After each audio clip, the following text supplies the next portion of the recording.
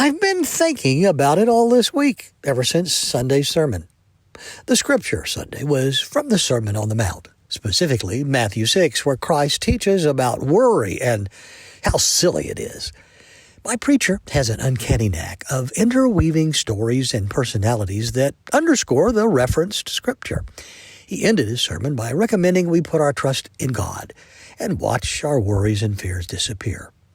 Now, during his message, he spoke about a book that he recommends, one that I've heard of but never read, The Last Lecture, co-authored by Randy Pausch. It's a 2008 New York Times bestseller. Pausch was a professor of computer science, human-computer interaction, and design at Carnegie Mellon University. That's in Pittsburgh. The book is a memoir and a summary of life lessons based on a popular lecture series given after the author was diagnosed with terminal pancreatic cancer. After he was diagnosed. He had 3 to 6 months to live.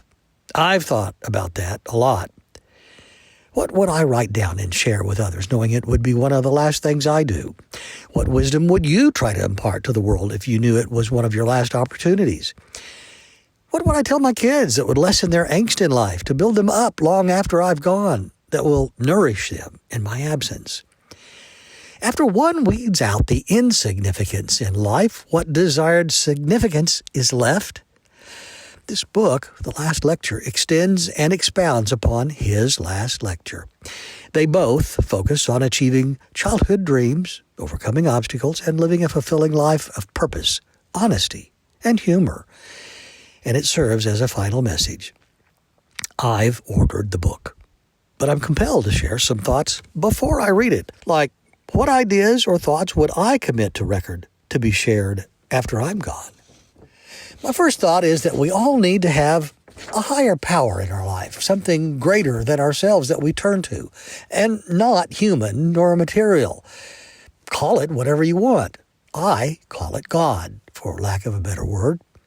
My second thought is about worry. You know, if God didn't want us to worry, why did he give us the capacity, the ability to worry? Maybe I'll answer this. It may have to do with granting us free will. But I think he also gave us a lesser ability to surrender our worry and a much greater ability to actually worry. We're really good at it. We're told in the good book in Matthew 6, verse 25, do not worry about your life. I'm trying. Thirdly, we must live for a bigger cause than just our own. We need to lose ourselves in a cause, in an ongoing project, or a principle. We need to strive to make life better for others, always forgetting ourselves in the effort. Fourthly, we need to believe in miracles. They can happen. Remember the 1980 U.S. Olympic hockey team's upset victory? So there. We need to have spiritual faith.